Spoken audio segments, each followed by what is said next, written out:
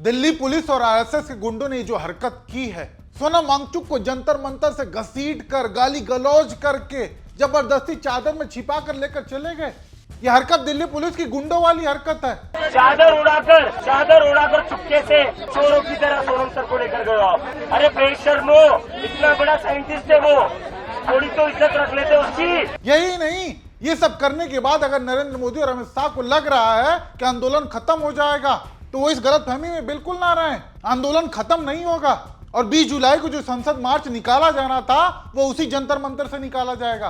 आज तक हम धर्मेंद्र प्रधान का इस्तीफा मांग रहे थे, नीट में जिन बच्चों की आत्महत्या हुई उनके जिम्मेदारी के लिए, लेकिन आज जो नीच हरकत करी है सरकार ने, अब हम नरेंद्र मोदी का इस्तीफा मांगेंगे।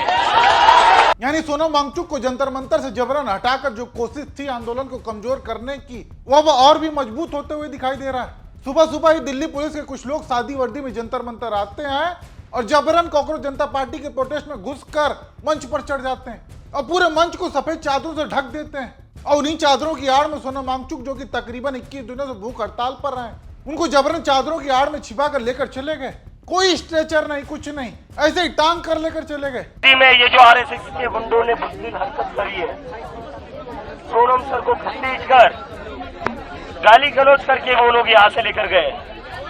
अगर उनको लग रहा है सोनम सर को जाकर ये आंदोलन खत्म होगा, नहीं होगा।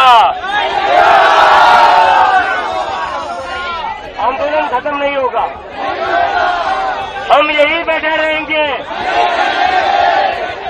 और 20 जुलाई को यहीं से पार्लियामेंट का मार्च होगा। वाकई ऐसी भी क्या जल्दी थी कि जबरन उठाकर लेकर चले गए? क्या आज से पहले इस देश में लोग भूख हड़ताल पर नहीं बैठे थे? हालांकि अब तर्क ये दिया जा रहा है कि ये सब हाई कोर्ट के ऑर्डर पर किया गया है। और यही नहीं, बल्कि अब दिल्ली पुलिस का ये भी कहना है कि प्रदर्शनकारी जल्द से जल्द जंतर मंतर को खाली कर दें।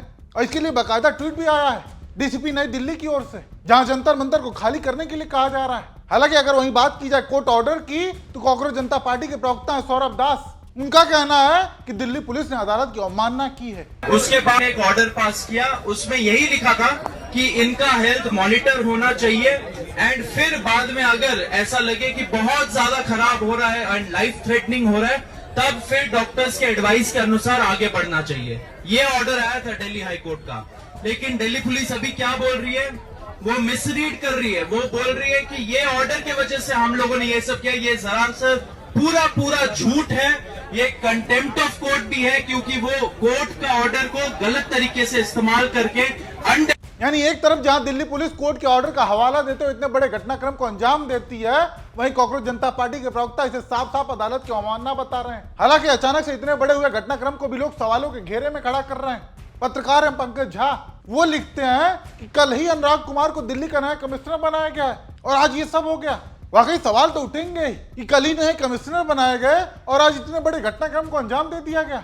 उनको पार्लियामेंट मार्च करना था, लेकिन जो ये पुलिस वालों ने आज किया है, it was not a criminal। जैसे आप उनको छुपा कर लेकर गए शीट्स के अंदर,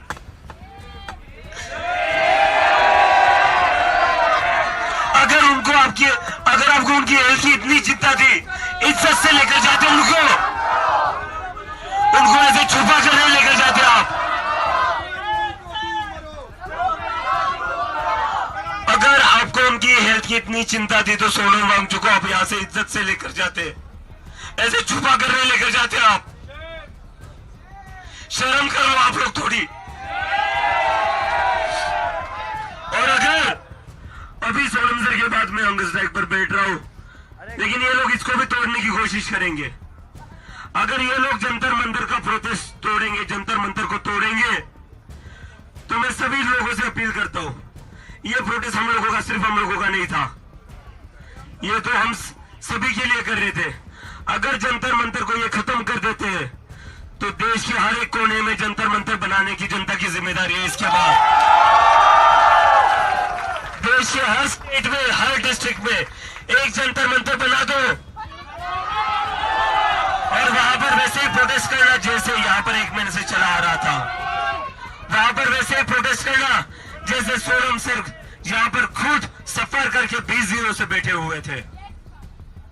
और जिन जिन लोगों को लगता है कि वो इस प्रोटेस्ट को खत्म कर सकते हैं, हमारी आवाज दबा सकते हैं, उन लोगों को बता दो अब आवाज दबेगी नहीं हमारी। इतना सब होने के बाद अब अभिजीत दीपके खुद हड़ताल पर बैठ गए हैं, भूख हड़ताल पर।